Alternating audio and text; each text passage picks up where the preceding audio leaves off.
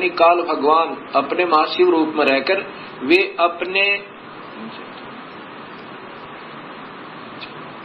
वे अपने सारे अंग में भस्म रमाए रहते हैं। उन काल रूपी ब्रह्म ने, अब देखो युग काल रूपी ब्रह्म, ये ब्रह्म की ही व्याख्या सारी, इसी को महाशिव, सदाशिव, महाब्रह्मा, महाविष्णु नाम से कहा गया है। इन पुराणों का प्रारंभ यहाँ से होता है, फिर आगे चल के त्रिलोकीय ब्रह्मा विष्णु में इसकी उत्पत्ति इसी ब्रह्म से होती है। उन काल रूपी ब्रह्म ने एक ही समय शक्ति के साथ शिवलोक नामक क्षेत्र का निर्माण किया था। उस उत्तम क्षेत्र को काशी कहते हैं, जो ब्रह्मलोक में है। वह परम निर्वाण का या मोक्ष स्थान है, जो सबके ऊपर विराजमान है। वे प्रिया प्रियतम रूप शक्ति और शिव, जो परमानंद स्वरूप है, उस मनोरम क्षेत्र में नित्य निवास करते हैं। ये ब्रह्म काल और या पार्वती यानी महापार्वती प्रकृति काशी पुरी परमानंद रूपणी है। मुने शिव और शिवा ने प्रलय काल में भी कभी उस क्षेत्र को अपने सानिध्य से मुक्त नहीं किया है, इसलिए विद्वान पुरुष उसे अभिमुक्त क्षेत्र के नाम से जानते हैं।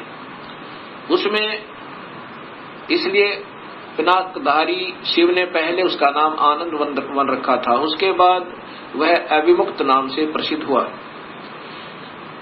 देवर से एक समय उस आनंद वन में रमण करते हुए यानी पति पत्नी का व्यवहार करते हुए शिवा और शिव के शिवा यानी प्रकृति देवी और शिव ये काल भगवान के मन में यह इच्छा हुई कि किसी दूसरे पुरुष की सृष्टि करनी चाहिए, जिस पर यह सृष्टि संचालन का महान भार रखकर हम दोनों केवल काशी में रहकर इच्छा अनुसार विचरें और निर्वाण धारण करें। वही पुरुष हमारे अनुग्रह से सदा सबकी सृष्टि करे, पालन करे और वही अंत में सबका संहार करे। अब आगे देखिए, ऐसा निश्चय करके शक्ति सहित सर्वप्रिय परमेश्वर शिव ने अपने वाम भाग के 10वें अंग पर अमृत मल दिया। ये इन्होंने अपने हिसाब से गलत कर दिया, जबकि संस्कृत सहित अभी आपको दिखाया था, इसलिए ये डबल दिखानी पड़ रही है मुझे। अब यहाँ 10वें अंश का अंग का अर्थ है योनि में, अर्थात पत्नी पति के रूप में बीज स्थापना किया और फिर उससे पुरुष प्रकट हुआ। उसका नाम क्या रखा, ये आप देखिए, उसका नाम विष्णु रखा। ये देखो, उसने अपना नाम पूछा तो बात सुनकर महेश्वर भगवान शंकर हंसते हुए कहे कि तुम्हारा नाम, ये देखो, शिव ने कहा कि वत्स बेटा, आप व्यापक होने के कारण तुम्हारा विष्णु नाम विख्यात होगा। ये काल कहता है विष्णु को बेटा, वत्स माने बेटा, तेरा नाम विष्णु होगा। अब 7वां अध्याय देखो, ये 6ठा अध्याय समाप्त हुआ। अब ये 7वां अध्याय देखिएगा। ब्रह्मा जी कहते हैं कि देवर से उसके बाद मुझे भी काल ने ही ब्रह्म ने ही उत्पन्न किया, ये स्पष्ट है। सदाशिव ने पूर्ववत अर्थात जैसे विष्णु को उत्पन्न किया वैसे यत्न करके मुझे परमेश्वर ने सांब यानी पार्वती, प्रकृति देवी और सदाशिव दोनों ने पहले की तरह जैसे विष्णु उत्पन्न किया पति पत्नी के रूप से, मुझे अपने दाहिने अंग से उत्पन्न किया। मुने उन महेश्वर ने मुझे तुरंत ही अपनी माया से मोहित करके नारायण देव के नाभि कमल में डाल दिया। ब्रह्मा ने बेरा ही नहीं आप बेहोश बता, इसने के बेरा कौन से नारायण की नाभि में था। ये विष्णु महाविष्णु रूप में स्वयं काल ही है और यही इनका पिता है। तो ब्रह्मा की उत्पत्ति शिव से और ब्रह्मा विष्णु की उत्पत्ति शिव से, ये शिव पुराण सिद्ध करती है। इसी गीता प्रेस गोरखपुर से प्रकाशित शिव महापुराण में आप देखिएगा, तीनों ब्रह्मा विष्णु महेश को गुण युक्त बताया है। ये 10वां अध्याय, ये देखिएगा, ये 9वां अध्याय समाप्त हुआ और ये 10वां अध्याय प्रारंभ हुआ। परमेश्वर शिव बोले उत्तम व्रत का पालन करने वाले हरे विष्णु को आदेश दे रहे हैं, अब तुम मेरी दूसरी आज्ञा सुनो। ये काल है महाशिव, उसका पालन करने से तुम सदा, अब तुम मेरी दूसरी आज्ञा सुनो, उसका पालन करने से तुम सदा समस्त लोकों में माननीय और पूजनीय बने रहोगे। ब्रह्मा जी के द्वारा रचे गए लोक में जब कोई दुख या संकट उत्पन्न होगा तब उन संपूर्ण दुखों का नाश करने के लिए सदा तत्पर रहना। तुम्हारे संपूर्ण दुस्सह कार्यों में मैं तुम्हारी सहायता करूंगा। अर्थात विष्णु संपूर्ण शक्तिशाली नहीं है, ये काल कहता है कि मैं तुम्हारी मदद करूंगा। तुम्हारे जो दुर्जय अत्यंत उत्कृष्ट शत्रु होंगे उन सबको मैं मार गिराऊंगा। अर्थात विष्णु भी संपूर्ण शक्ति युक्त नहीं है, शिव जी उनको आदेश दे रहा है, तुम नाना प्रकार के अवतार धारण करके लोक में अपनी उत्तम कीर्ति का विस्तार करो।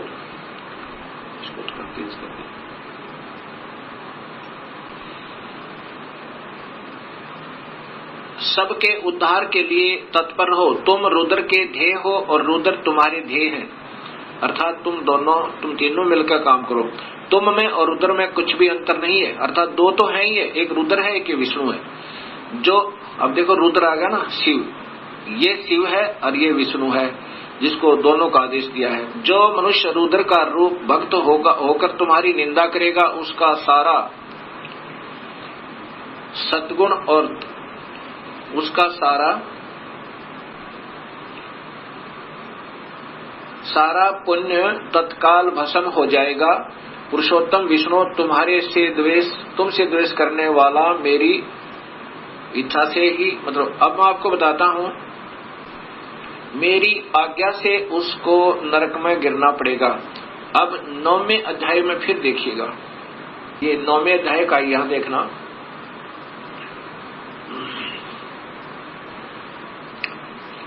और संहार करने वाले रज आदि त्रिविध गुणों द्वारा ब्रह्मा विष्णु और रुद्र ने नाम से प्रसिद्ध हो 3 रूपों में पृथक पृथक प्रकट होता हूँ। ये काल भी तीनों गुणों रज महाब्रह्मा महाविष्णु महाशिव रूप में रहता है। साक्षात शिव गुणों से भिन्न है, वे प्रकृति और पुरुष से भी परे हैं।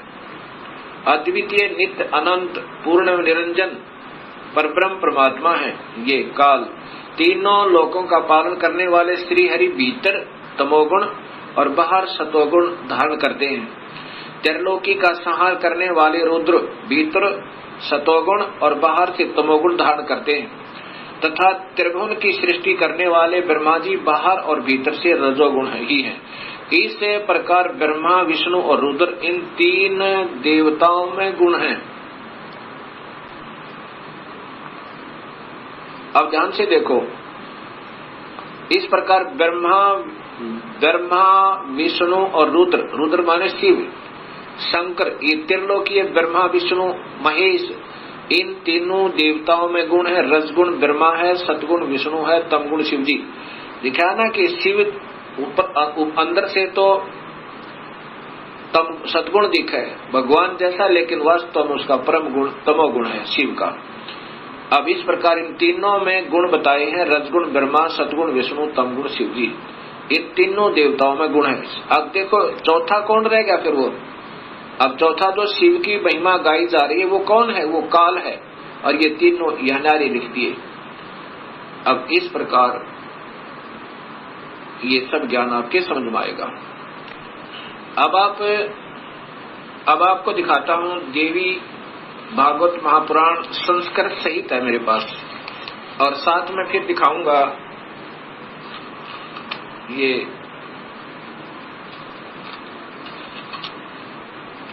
गीता प्रेस गोरखपुर से प्रकाशित ये देवी भागवतम सभाष्टिकम। इनके टीकाकार कौन है ये देखिएगा, और ये कहां से प्रकाशित है। अथ देवी भागवतम सभाष्टिकम महात्म, ये है खेमराज श्री कृष्णदास प्रकाशन बंबई, ये यहां से प्रकाशित है। इसके 3रे स्कंद में, 3य स्कंद में आप देखेंगे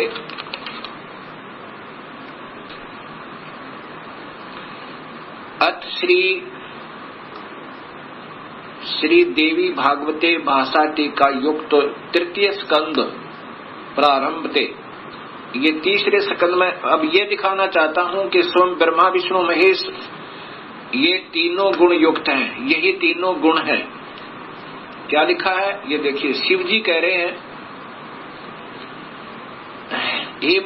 हे माता, यदि हमारे ऊपर सदा आप दया युक्त हो तो हमको तमोगुण में, मुझे तमोगुण में किस प्रकार प्रदान किया, मैं तुम गुण क्यों बनाया, कैसे बनाया, और ब्रह्मा रजगुण और विष्णु सतगुण, हरि सतगुण किस प्रकार बनाया, ये नीचे है युक्त किए। फिर देखें ये तीसरे स्कंद में है। हे माता, शिव जी कह रहे हैं, रुद्र कह रहे हैं, यदि हमारे ऊपर सदा आप दयायुक्त हो तो हमको तमोगुण में किस प्रकार प्रदान किया, मैं इसे राक्षस कर्म में क्यों लगाया, ब्रह्मा रजोगुण और हरि सतगुण युक्त किए।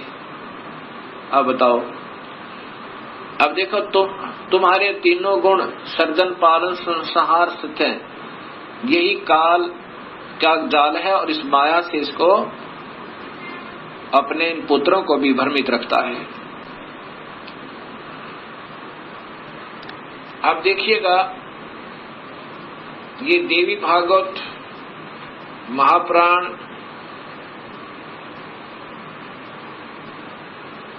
गीता प्रेस गोरखपुर से प्रकाशित, क्योंकि ज्यादातर भक्तात्मा इसी को पसंद करते हैं।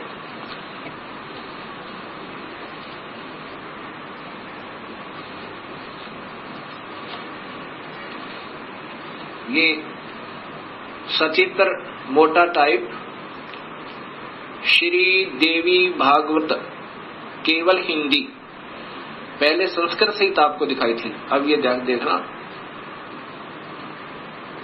गीता प्रेस गोरखपुर से प्रकाशित, और इसके टीकाकार कौन है ये आप देखिएगा।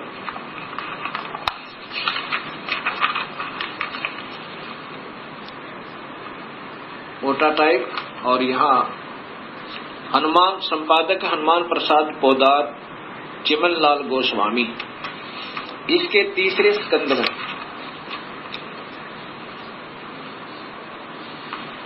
ये देखिएगा।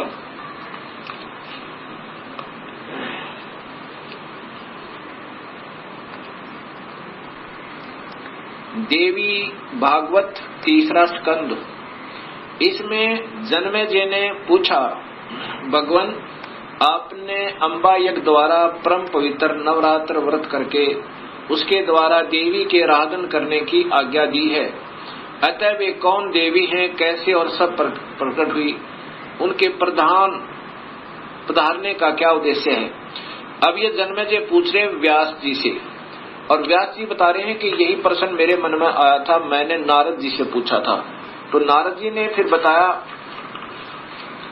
अब ये पूछ रहा है अभी कि कितने ही आचार्य भवानी को संपूर्ण मनोरथ पूर्ण करने वाली बतलाते हैं, वे आदि माया महाशक्ति एवं परम पुरुष के साथ रहकर, परम पुरुष ये काल को कहते हैं, इन महापुरुषों के लेखकों की बुद्धि यही तक काम करती रही, साथ रहकर कार्य संपादन करने वाली प्रकृति है या 8 भुजा वाली, ब्रह्म के साथ उनका अभेद संबंध है। ब्रह्म माने काल, क्षर पुरुष, जो गीता के 15वें अध्याय में काम आओगा, याद रखना। ब्रह्म के साथ उनका अभेद संबंध है। वे सृष्टि स्थिति और संहार कार्य में संलग्न रहती हैं। अब देखो, जिसको भी लेते हैं इन्हीं का नाम लेते हैं, क्योंकि इन मुख्य कारण तो यही है। इससे ज्यादा काल है, काल के बाद इसका नंबर, इसने फिर 3 विभाग कर दिए, काल ने और प्रकृति ने अपने 3 पुत्र उत्पन्न करके। वो ये प्रकृति याद रखना, ये गीता जी में आपके काम आएगा। ये शब्द कि प्रकृति कौन है, वही शेरा वाली अष्टंगी, और 3 गुण भी ब्रह्मा विष्णु महेश, ये गीता जी में भी आपको काम आएंगे। नारद जी से व्यास जी ने पूछा, व्यास जी ने अपने पिता ब्रह्मा जी से पूछा, तो ब्रह्मा जी ने बताया नारद को कि कैसे सृष्टि उत्पन्न हुई। ब्रह्मा जी ने कहा, बेटा मैं इस प्रश्न का क्या उत्तर दूं? यह प्रश्न बड़ा ही जटिल है महाभाग। तुम भगवान विष्णु से इसका समुचित समाधान पा सकते हो। महामते, इस संसार में कोई भी रागी पुरुष ऐसा नहीं है जिससे ये रहस्य विदित हो। ओए होए, किसी को नहीं बेरा इसका, लेकिन अंदाजा सा बताऊंगा, ऐसा ब्रह्मा कह रहा है। जो त्यागी, अहंकार रहित एवं ईश्वरीय शून्य है, ईर्ष्या शून्य है, वही इस रहस्य को जान सकता है। पूर्व काल में सर्वत्र जल ही जल था। जहाँ से ब्रह्मा को शोधी आई उसे आगे की ही बता रहा, और वही इन पुराणों में वर्णित है। पूर्व काल में सर्वत्र जल ही जल था, स्थावर जंगम जितने प्राणी उनमें कोई भी नहीं थे। तब कमल से मेरी उत्पत्ति हुई।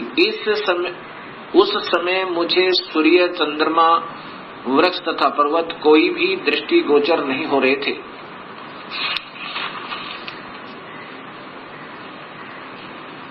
दिखाई पड़े। मैं कमल की कणिका पर बैठकर विचार करने लगा, इस अगाध जल में मैं कैसे उत्पन्न हो गया, कौन मेरा रक्षक है, तथा इस प्रलय काल में सृष्टि एवं संहार करने वाले कौन विशिष्ट पुरुष हैं।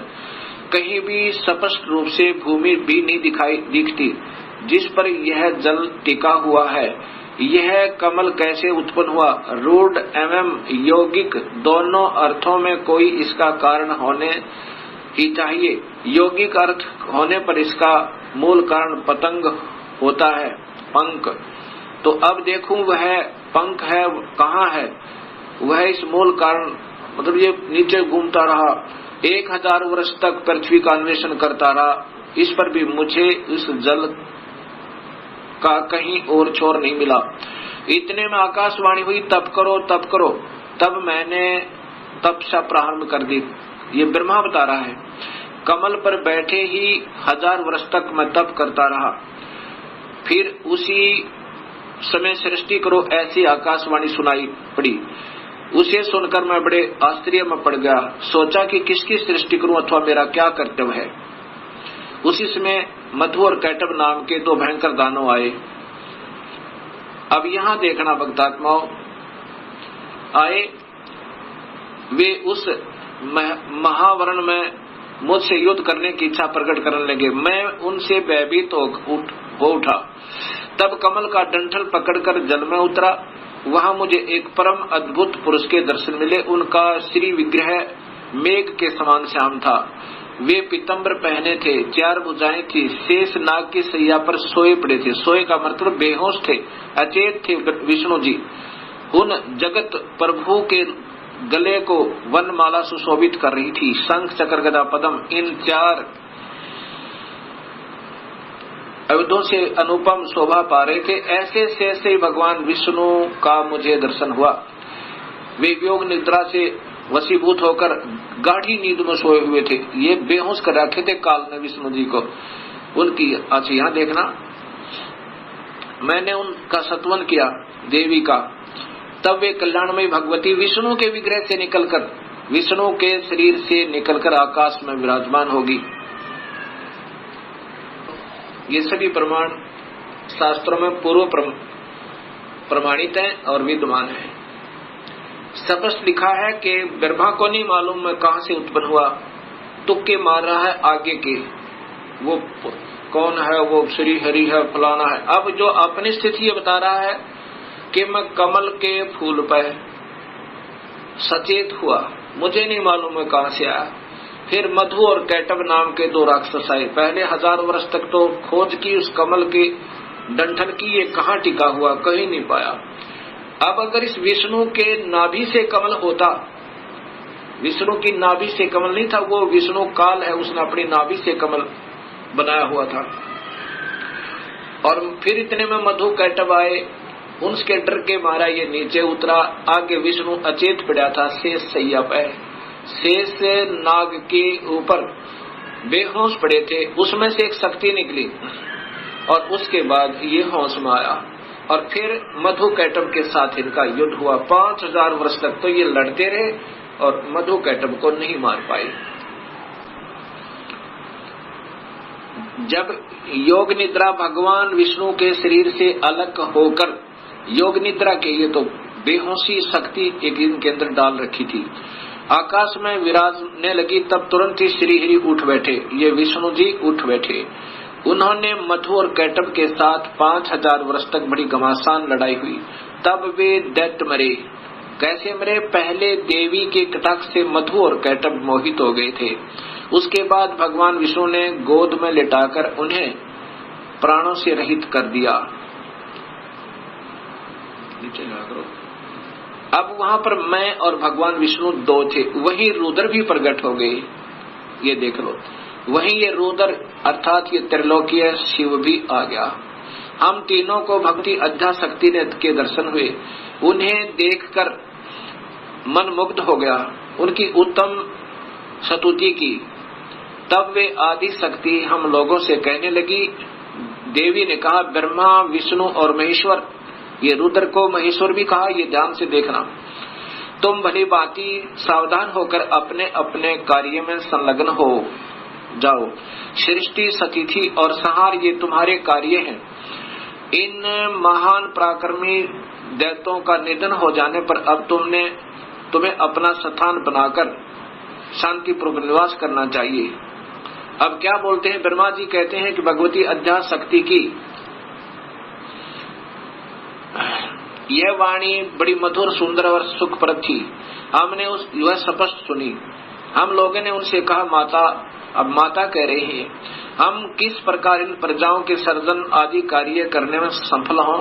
विस्तृत भूमि का अभाव है, सभी स्थान जल मगन है, पंचभूत कुछ भी नहीं है। अब क्या कहती है फिर ये माई ने आगे कहा, माता, हम किस प्रकार इन प्रजाओं के सर्जन कार्य करने में सफल हों। विस्तृत भूमि का अभाव है, सभी स्थान जल मगन है, पंचभूत एवं गुण ये सब समाप्त हैं। पंचभूत एवं गुण तन्मात्र इंद्रियां चाहिए, परंतु उनका भी अभाव है। हमारी बात सुनकर उन कल्याण स्वरूपिणी भगवती का मुखमंडल मुस्कान से भर गया। इतने में एक सुंदर विमान आकाश से उतरा। तब उन देवी ने हमें आज्ञा दी, देवता और निर्भीक होकर स्वेच्छा पूर्वक इस विमान में प्रवेश कर जाओ। ब्रह्मा विष्णु और रुद्र, आज मैं तुम्हें एक अद्भुत दृश्य दिखलाती हूँ। हमने भगवती की बात सुनकर उसे शिरोधार्य कर लिया। वह रतन जड़ित विमान पर चढ़कर हम लोग आराम से बैठ गए। वह विमान मोतियों की मालाओं से सुशोभित था और उसे से अनेक कणियों की ध्वनि हो रही थी। अमरावती की तुलना करने वाले उस भव्य विमान पर हम तीनों निर्भीक होकर बैठ गए। माता, आदेश तेरी है बच्चों की तरह, बेटा इसमें बैठो तीनों। और अब आगे देखो,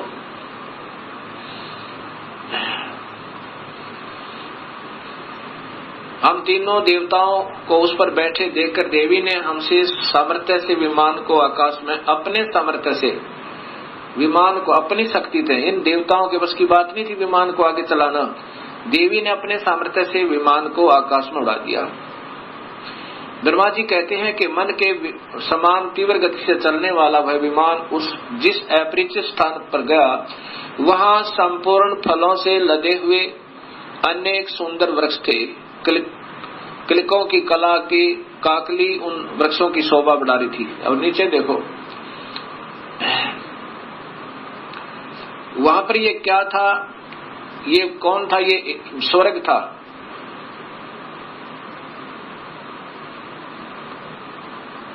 अक्षण भर के बाद वह दूसरे सुंदर प्रदेश में पहुंच गया। वहां हमने देखा अनुपम नंदन वन, पराजित सघन था। ये कौन थी? ये सैकड़ों स्प्रायुक्त सुगंधर्व आदि ये सब। ये देखा तो वहां महाभाग इंद्र भी थे। ये महास्वर्ग ब्रह्मलोक में काल ने एक और बना रखा है, उसको ये ओम नाम के जाप करने वाले योगी इस महास्वर्ग में पहुंच जाते हैं। इस देवी भागवत महापुराण को आगे समझने से पहले हमने इस ब्रह्मांड का चित्र देखना होगा। इसके बाद आपके तुरंत समझ में आएगा। ये एक ब्रह्मांड का चित्र आप देखिएगा।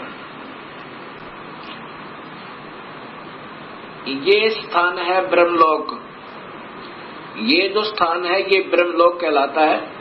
ये एक ब्रह्मांड है। पहले ये देखिएगा। इसमें यही काल 3 रूपों में रहता है, ये महाविष्णु रूप में और ये महाशिव रूप में और यहाँ महाब्रह्मा रूप में, और यहाँ पर ये शीरा वाली प्रकृति देवी भी रहती है। ये इसका भी एक कोने में अलग स्थान है इसी ब्रह्मलोक में। और यहीं पर एक स्वर्ग लोक बना रखा है, इंद्र का लोक, अलग इंद्र जो है इस स्थान पर सबसे पहले एक कोने में। ये बहुत लंबा चौड़ा है। और यहाँ पर यहाँ पर आते हैं ये ब्रह्मा विष्णु महेश, और ये पहले ब्रह्मा लोक में आते हैं। पहले ब्रह्मा को देखता है, ब्रह्मा दूसरा नजर आता है, फिर इधर फिर विष्णु के लोक में आते हैं, फिर माया के पास आते। ये अभी देवी भागवत महापुराण आपको आगे सिद्ध करेगी।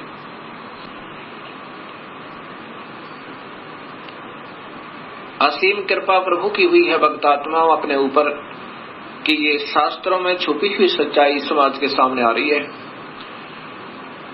और इसी की तलाश करके योगी जन वेदों का अध्ययन कर मर गए, क्योंकि उनको सूक्ष्म वेद का ज्ञान नहीं था।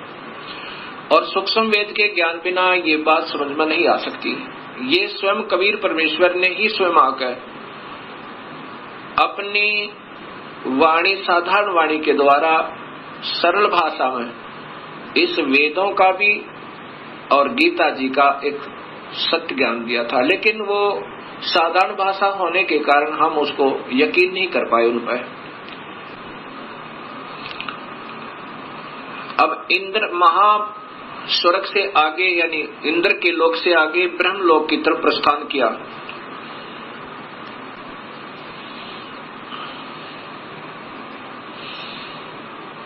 इतने में हमारा विमान तेजी से चल पड़ा और दिव्य धाम ब्रह्मलोक में जा पहुंचा। संपूर्ण देवता उस नगर के सामने मस्तक झुकाया करते थे। वहां एक दूसरे ब्रह्मा विराजमान थे। उन्हें देखकर भगवान शंकर और विष्णु को बड़ा आश्चर्य हुआ।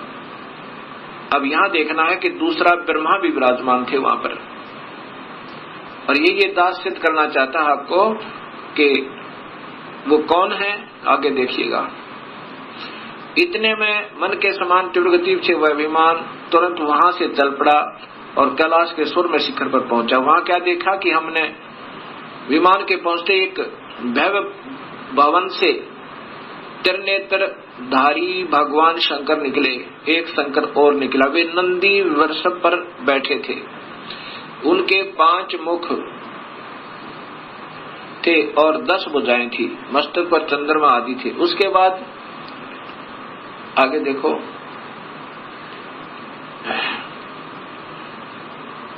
आगे फिर चले कि पवन के समान तेज, यहाँ देखो और नीचे करो, नीचे और सीट पर नीचे रखा। अक्षण भर के बाद वही विमान उस शिखर से विपौन के समान तेज चाल से उड़ा और बैकुंठ लोक में पहुंचा। उसी ब्रह्म लोक में एक विष्णु लोक बना रखा काल ने।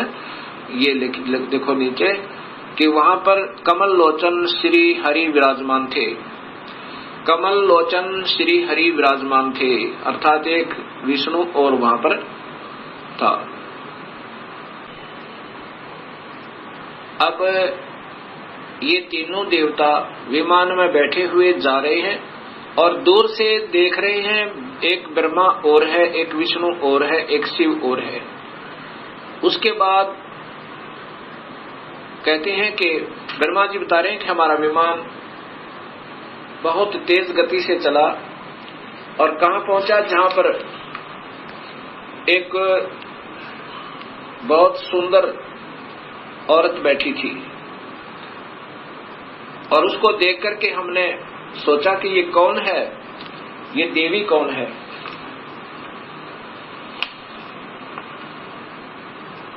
अब ब्रह्मा जी आगे बता रहे हैं,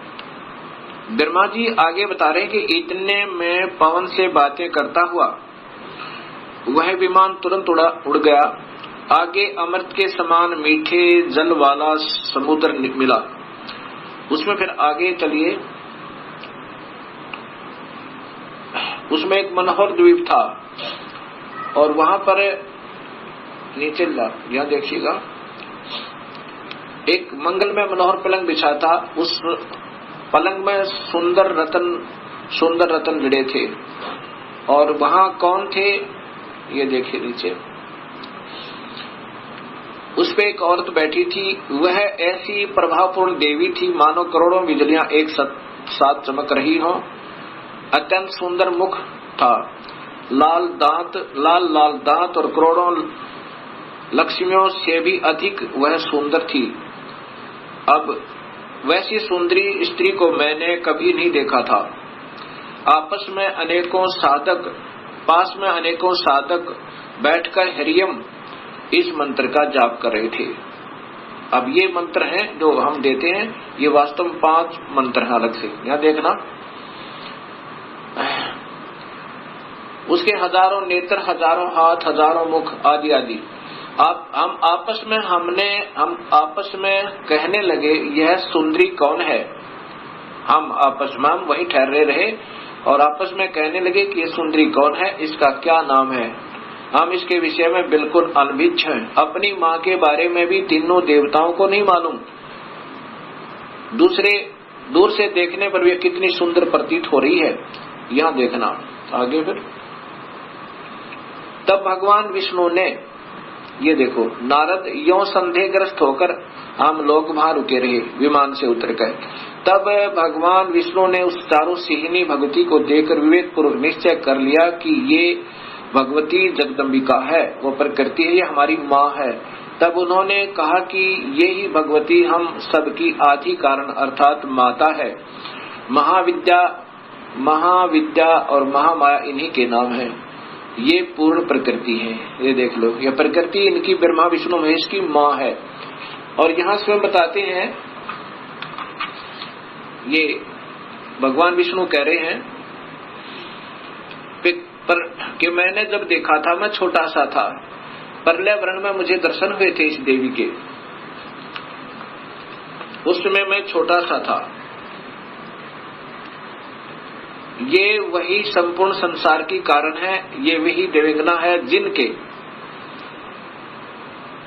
पर्यावरण में अर्थात जो पानी ही पानी था, मुझे दर्शन हुए थे। उस समय मैं बालक रूप में था। विष्णु जी कह रहे हैं मैं बालक रूप में था। ये वही देवी भागवत महापुराण गीता प्रेस गोरखपुर से प्रकाशित है।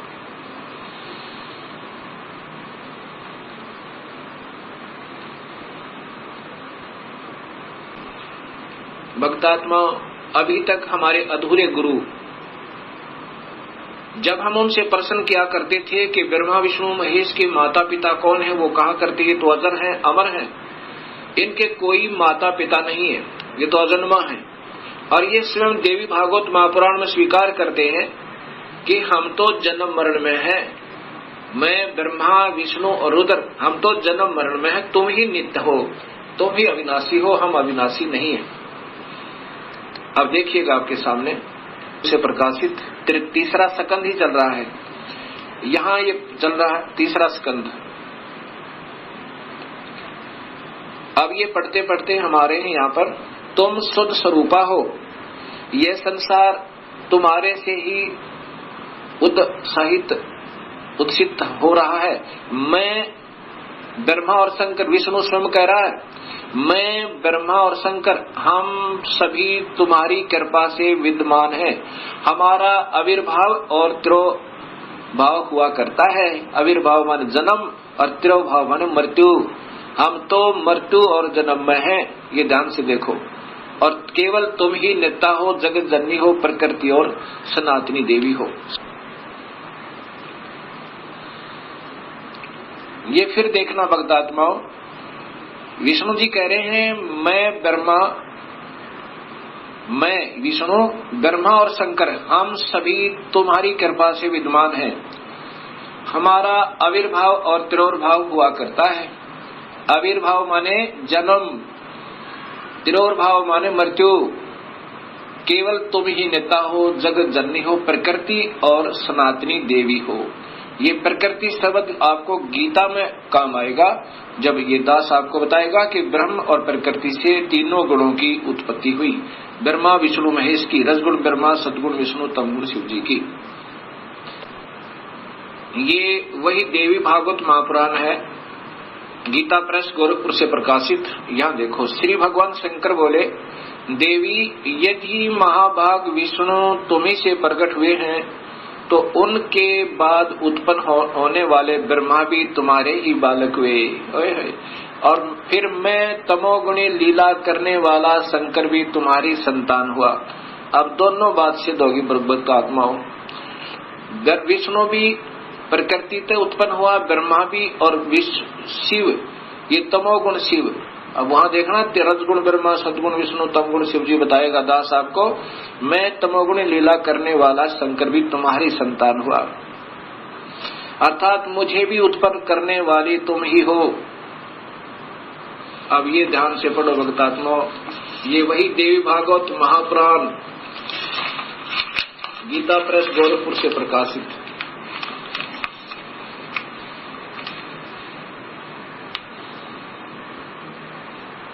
संपादक हनुमान प्रसाद पोदार, चिमन लाल गोस्वामी।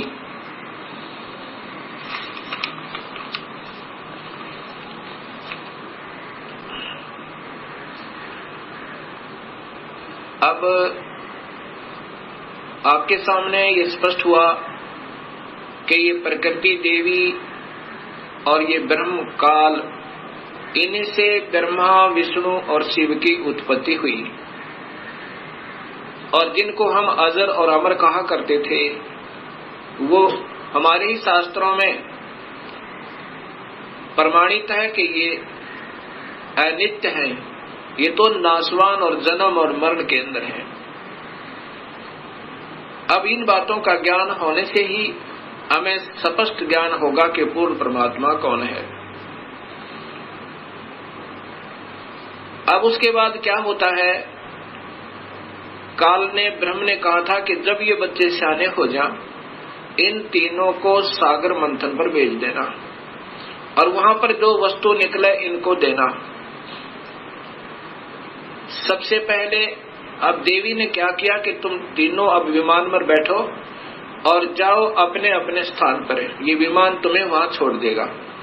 ब्रह्मा को ब्रह्मालोक में, जैसा भी आपने ब्रह्मांड का चित्र देखा था, अलग से ब्रह्मालोक, विष्णुलोक, शिवलोक बने हुए हैं।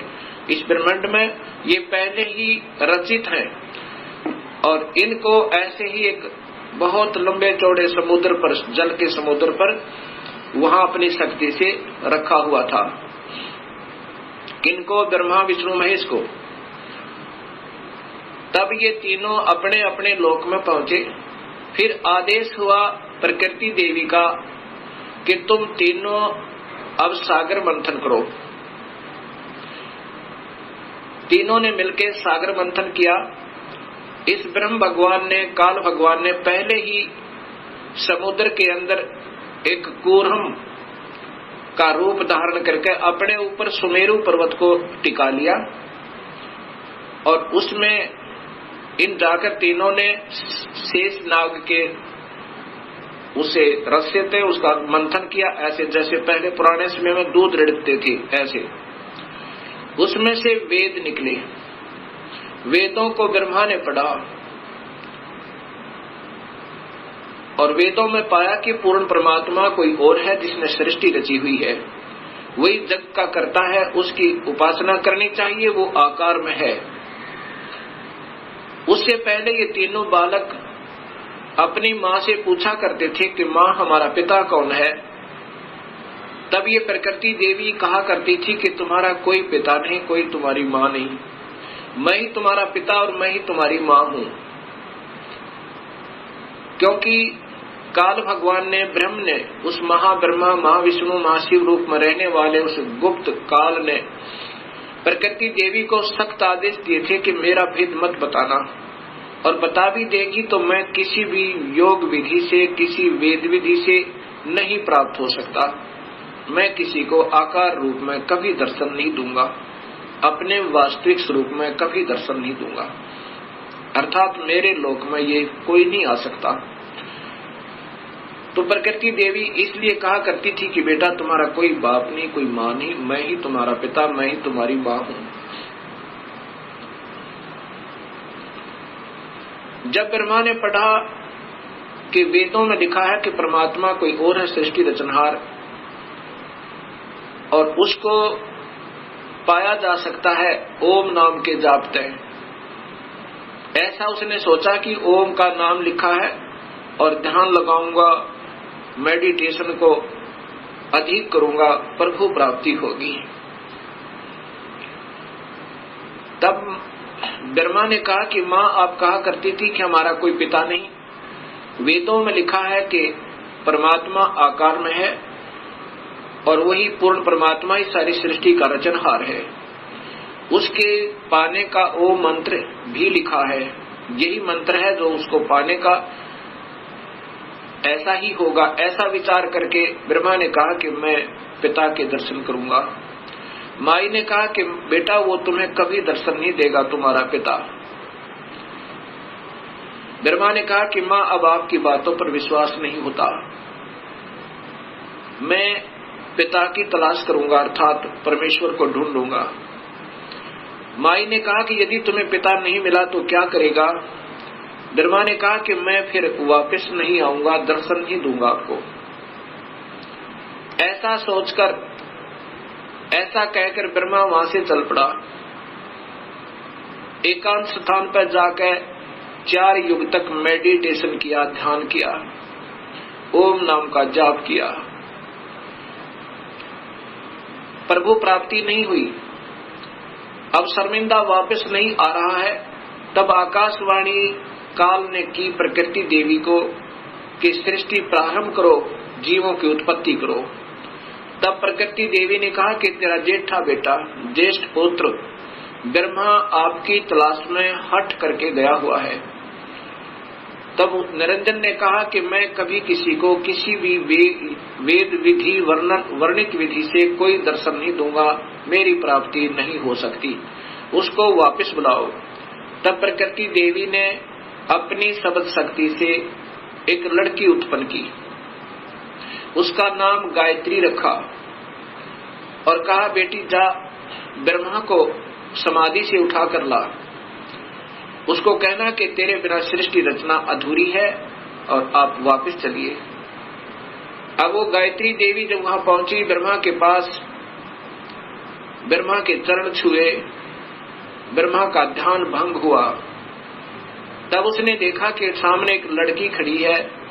ब्रह्मा गुस्से में आकर कहता है कि तूने मेरा तप भंग कर दिया, तू कौन पापचारिणी आ गई, मैं तुझे श्राप देता हूं।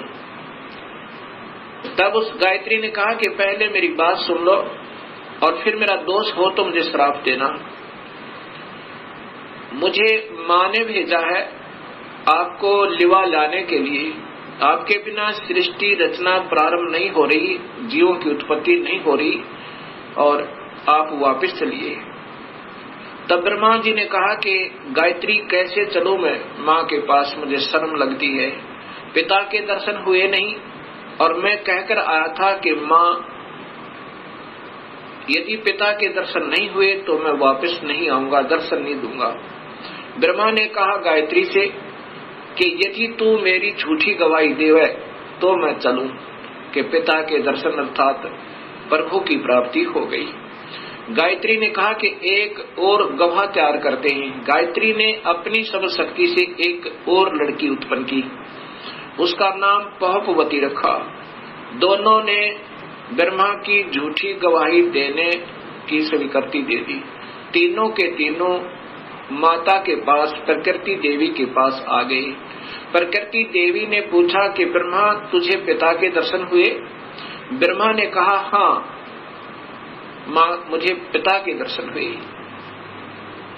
तो देवी ने पूछा कैसे प्रमाणित हुआ है?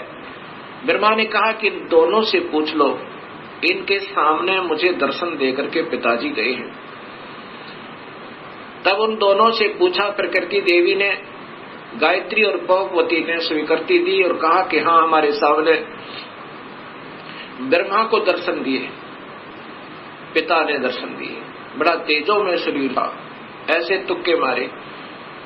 तब प्रकृति देवी के मन में ये आया कि ये काल दोगला है, ये ब्रह्म तो दोगली बात कर रहा है। मेरे को कहता है मैं कभी किसी को दर्शन नहीं दूंगा, मैं कभी व्यक्त रूप में प्रकट नहीं होऊंगा, और गुप्त रूप में सर्व कार्य करता रहूंगा और इनको दर्शन दे दिए। ऐसा सोचकर अक्षुब्ध होकर, नाराज होकर दूर जा बैठी और कहती है कि मैं नहीं तेरे इस कार्य को कर सकती, संभाल अपने डमडमे ने। मुझे कुछ कहता है और इनको दर्शन दे दिए हैं। तब आकाशवाणी काल भगवान ने क्षर पुरुष ने की कि प्रकृति देवी ये झूठ बोल रहे हैं, मैंने कोई दर्शन नहीं दिया। तब वो करड़ी होकर, गुस्से में होकर और आई और कहा कि नादानो, तुम झूठ बोल रहे हो, आकाशवाणी हुई है परमात्मा की। वो कहता है कि मैंने कोई दर्शन नहीं दिए। तब वो हंसने लगे और ब्रह्मा ने कहा कि माँ, मुझे शर्म आ रही थी आपके पास आने में, क्योंकि पिता के दर्शन हुए नहीं थे और मैं उस समय ये कहकर गया था कि मैं आऊंगा नहीं यदि पिता के दर्शन नहीं हुए तो, इसलिए हमने ये झूठ बोलने की स्कीम बनाई। तब प्रकृति देवी ने, इस शेरा वाली दुर्गा ने तीनों को श्राप दे दिया, ब्रह्मा तेरी पूजा जग में नहीं होगी और तेरे ही वेदों के पढ़ने वाले तेरे वंशज तेरे ही तरह सच्चाई नहीं कहा करेंगे। विद्वान जो हो जाएंगे उनको सही ज्ञान तो होगा नहीं, लेकिन झूठ बोलने पर तुले रहा करेंगे और सत्य ज्ञान न होते हुए भी वो ज्ञान प्रचार करते रहेंगे और दुनिया को गुमराह किया करेंगे। पर उसको गायत्री को श्राप दिया कि तू गाय बनेगी, तेरे कई पति होंगे जैसे सांड, और पार्वती को श्राप दिया कि तू गंदी स्थान पर उत्पन्न होने वाली जड़ी बूटी बनेगी। जब तीनों को श्राप प्रकृति दे चुकी, तब काल भगवान ने आकाशवाणी की उस प्रकृति देवी को ही सुनाई दी वो कि तूने ये अच्छा नहीं किया दुर्गा, इनको श्राप नहीं देना था, तू संविधान को अपने हाथ में नहीं ले सकती, ये सब मेरा कार्य है, अब मैं तुझे श्राप देता हूँ। तू भी द्वापर युग में द्रौपदी बनकर जाएगी, तेरे 5 पति होंगे। ऐसा श्राप पाकर के प्रकृति कहने लगी, निरंजन तेरे वश होगी, मैं अपने पिता से, अपने मूल मालिक से बिछुड़ गई, अब तू कुछ भी नाच नचा दे, यदि मैं इन बच्चों को नहीं डांटूंगी, नहीं धमकाऊंगी तो ये कैसे कार्य सुचारू करेंगे, और मैंने इनको थोड़ा सा सजा दी तो तूने मुझे सजा दे दी, ठीक है नचा ले नाच जैसे तू नचाना चाहता है।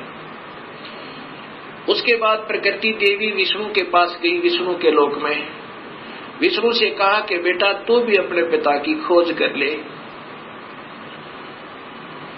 कहीं फिर बाद में समाधि लगाकर बैठो और सृष्टि रचना में भंग होवे। विष्णु जी अपने पिता ज्योति निरंजन काल भगवान की तलाश में चल पड़े। कहाँ पहुंचे? शेष नाग के लोक में पहुंचे और शेष नाग ने जब देखा कि तेरी जुरिडिक्शन में यहाँ सबने अपनी अपनी सीमाएं बांट रखी हैं, कुत्ते ने अपनी बांट रखी है, राजाओं ने अपनी बांट रखी है, भैंसे ने अपनी बांट रखी है कि जो भी उस सीमा में आ जाए उसके साथ लड़ मरे कट जाए और 2 दिन के मेहमान से भी। ऐसे ही शेष नाग ने जब देखा कि तेरी जुरिडिक्शन में, तेरे राज्य की सीमा में ये कौन बेधड़क व्यक्ति आ रहा है, इसको कोई डर नहीं तेरा, ऐसे ही अपने 1000 फनों से शेष नाग ने बहुत जोर से फुंकारा छोड़ा, विष्णु को भयभीत और सतर्क करने के लिए कि सावधान हो जा, तू कैसे निर्भीक होकर आ रहा है। ऐसे उस जहर का फुंकारा जैसे स्प्रे पेंट होया करे, ऐसे विष्णु जी का शरीर काला बन गया, जैसे धुंध हो जाकर उसके अंदर विष्णु छुप गया। उस शेष नाग के विष के फवारे तक विष्णु जी का शरीर विग्रह काला हो गया, सांवला हो गया। जब विष्णु जी ने देखा कि इस नादान कीड़े ने, इस नादान सर्प ने ये क्या जुल्म किया, मैंने इसका क्या बिगाड़ा था, मैंने तो इसको कुछ कहा भी नहीं था, इसने ऐसे मेरा स्वरूप बिगाड़ दिया, अब इसको ठीक करता हूँ, इसको गढ़ता हूँ। ऐसा सोचकर उस नाग को समाप्त करने के लिए विष्णु आगे बढ़ने लगा। उसी समय आकाशवाणी हुई ज्योति निरंजन की, काल की, कि विष्णु अब इसको कुछ मत कहे, शेषनाग को। अगर ऐसे तुम लड़ने मरने लगे तो सृष्टि कैसे प्रारंभ होगी। अब इसको कुछ मत कहे, द्वापर युग में ये काली देह में हो जाएगा, जन्म लेगा, इसका अवतार होगा और तय उस समय कृष्ण बनकर जाएगा, उस समय इससे अपना बदला ले लेना। अब तू वापस जा और अपनी माँ को स्पष्ट बता दे, झूठ मत बोलना, मैं कभी किसी को दर्शन नहीं दूंगा और ना ही मेरे कोई दर्शन कर सकता, किसी भी वेदों वर्णित विधि से, यज्ञ से, तप से, जप से नहीं कर सकता। यदि झूठ बोलेगा तो तेरा हाल भी ब्रह्मा जैसा हो जाएगा, वापस जा। ऐसा सोचकर, ऐसी आकाशवाणी सुनकर ब्रह्मा विष्णु जी वापस चल पड़े, माँ के पास आए। माता ने पूछा, क्यों पुत्र, पिता के दर्शन हुए? विष्णु जी ने कहा, नहीं माँ, मुझे दर्शन नहीं हुए। इस बात को सुनकर ये जगदम्बिका दुर्गा बड़ी प्रसन्न हुई और विष्णु को सीने से लगाया और कहा, पुत्र तू सतवादी होगा और तुझे मैं यहाँ पालन पोषण और सतिथि का विभाग देती हूँ और अब मैं तुझे अपनी कृपा से तेरे पिता के दर्शन कराती हूँ। देख शरीर में ध्यान लगाकर और पहुंच जा सहस्रार कमल में। सहस्रार कमल में जो ज्योत प्रकाश दिखाई दे रहा है वो 1000 ज्योतियां, बस ये तेरे पिता का स्वरूप है, ये ज्योत स्वरूपी निरंजन है। ऐसे इन सबको बहका रखा है। विष्णु जी अपने पिता के प्रकाश रूप में दर्शन करके बड़ा प्रसन्न हुआ, उस अंदर प्रकाश देख। ये मेडिटेशन करने वाले अंतिम उपलब्धि केवल ज्योत बताते हैं, वो ज्योत स्वरूपी वही तो काल है और उसी को देखकर सब प्रसन्न हो जाते हैं। उसके बाद यही माई शिव जी के पास गई, शंकर जी के पास गई। शंकर जी से कहा, बेटा तू भी अपने पिता की तलाश कर ले, तेरे 2 भाइयों को तो मिला नहीं। ब्रह्मा शिव जी ने कहा कि हे माँ, जब मेरे 2 बड़े भाइयों को नहीं मिला पिताजी, तो मैं तो कोशिश ही नहीं करता, परंतु माँ मेरी एक प्रार्थना है। तो माता ने कहा कि बोलो क्या चाहते हो? कि मुझे जन्म मरण रहित कर दे, मुझे अमर कर दे माँ, मैं तो यही मांगता हूँ आपसे। तब माँ ने कहा, प्रकृति देवी दुर्गा ने कहा कि बेटा ये नहीं हो सकता, जो पैदा हुआ है इस 21 ब्रह्मांड में उसका जन्म होगा, जो जन्म हो गया उसकी मृत्यु होगी, जो पैदा हुआ उसकी मृत्यु होगी और जो मर गया उसका पुनर्जन्म अवश्य होगा, चाहे किसी भी योनि में कर्म आधार पर वो जाए। अमर नहीं कर सकती। पुत्र में एक विधि बता सकती हूँ जिसके कारण तेरी आयु सबसे ज्यादा हो जाएगी। भगवान शिव ने कहा कि माँ ऐसी ही कृपा कर दो। तब देवी ने कहा कि पुत्र तू ज्यादातर मेडिटेशन करया करे और मेडिटेशन करते करते अपने श्वासों को, प्राणों को 10वें द्वार पर स्थिर कर दिया कर, श्वास कम से कम आने दिया कर और ठंडे क्षेत्र में रहा कर ताकि तेरा शरीर खराब ना होए। उसके बाद भगवान शिव ज्यादातर ध्यान समाधिस्थ रहते हैं और अपने श्वासों को रोक लेते हैं। श्वासों के आधार पर ही ये सब प्राणियों की आयु निर्धारित है। उसके बाद फिर इन तीनों से कहा कि तुम जाओ सागर मंथन करो। पहले माई ने कहा कि तुम मेरे से सृष्टि रचना करो, मुझे ही पत्नी बनाकर तुम तीनों यहाँ के सृष्टि रचना करो। तब इन तीनों ने कहा, हे माँ, माता नार पुत्र की होई, हे जननी ये कहाँ अगत होई। तब माँ ने कहा कि बेटा मैं तुम्हारी परीक्षा ले रही थी और ये देख रही थी तुम भी अपने पिता की तरह ही ऐसे हो या तुम्हारे अंदर कोई विवेक है। ठीक है, तुम जाओ फिर सागर मंथन करो। अब दूसरी बार फिर सागर मंथन किया। जब सागर मंथन किया उसमें 3 रूप माई नहीं अपने बनाए इस दुर्गा ने। ये सिद्धि होती है, एक सिद्धि वो चोलेदार है, चोले माने शरीर। 3 रूप बनाए और 3 लड़कियों के रूप में बाहर आई। वो तीनों के तीनों ब्रह्मा विष्णु महेश एक एक लड़की को लेकर के, तीनों लड़कियों को लेकर के माँ के पास आए। माता ने पूछा कि पहले कौन सी निकली थी? कि ये, उसका नाम सावित्री रखा, वो ब्रह्मा से ब्याह दी। दूसरी का नाम लक्ष्मी रखा वो विष्णु से ब्याह दी, और तीसरी का नाम उमा रखा वो शिव से शादी कर दी, और तीनों से कहा कि अपनी अपनी पत्नियों को लेकर अपने अपने लोक में जाओ और अब ये सृष्टि प्रारंभ करो। यहाँ से ये काल सृष्टि प्रारंभ हुई।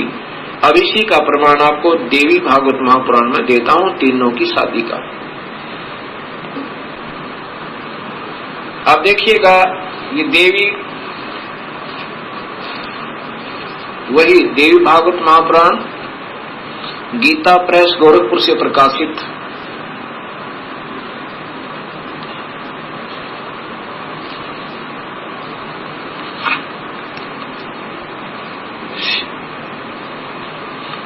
देवी श्रीमद देवी भागवत महापुराण केवल हिंदी, गीता प्रेस गोरखपुर से प्रकाशित,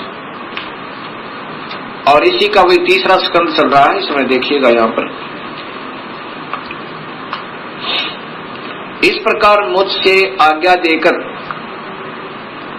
प्रसन्न वदना भगवती जगदम्बा ने भगवान विष्णु से कहा, विष्णु मन को मुग्ध करने वाली इस महालक्ष्मी को लेकर अब तुम भी पधारो।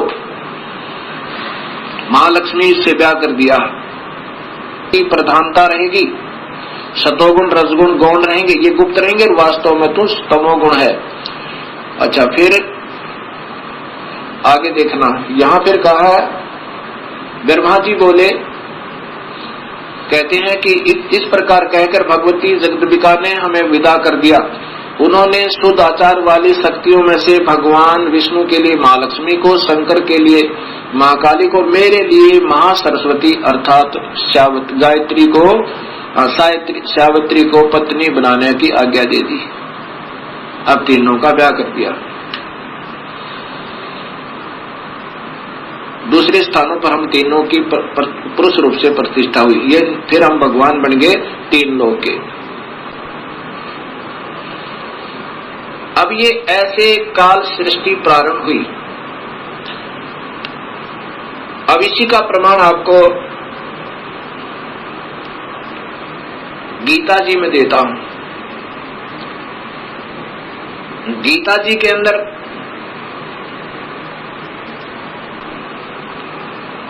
अब देखिएगा, श्रीमद् भगवत गीता, गीता प्रेस गोरखपुर से प्रकाशित,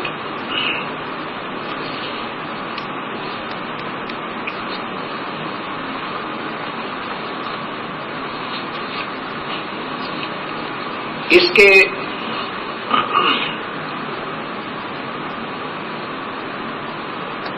गीता प्रेस गोरखपुर से प्रकाशित, और इनके टीकाकार हैं श्री जय दयाल गोविंद का, श्री जय दयाल गोविंद का। और ये सबसे पहले अध्याय नंबर 14 का प्रथम श्लोक सुनिए, इन्हीं की भाषा में। वैसे तो इन महापुरुषों को विशेष ज्ञान नहीं था, कोशिश की इन्होंने सरलार्थ करने की ढंग से, परंतु सूक्ष्म वेद का ज्ञान न होने से अधूरा कुधूरा ही किया। फिर भी जहां तक इनकी बुद्धि काम की, उन्हीं के आधार पर बताता हूं कि ज्ञानों में भी अति उस उत्तम परम ज्ञान को फिर कहूंगा, जिसको जानकर सब मुनिजन संसार से परम मुक्त होकर परम सिद्धि को प्राप्त हो गई। कि अब ये ज्ञान समझ में आ गया ना कि काल कौन है। अब ये ब्रह्म भगवान स्वयं ही कह रहा है कि अब वो उत्तम ज्ञान तुझे फिर बताऊं अर्जुन, जिसको समझ गए और फिर मेरे जाल से सब निकलने की चेष्टा कर जाते हैं, करते हैं, वो निकल जाते हैं।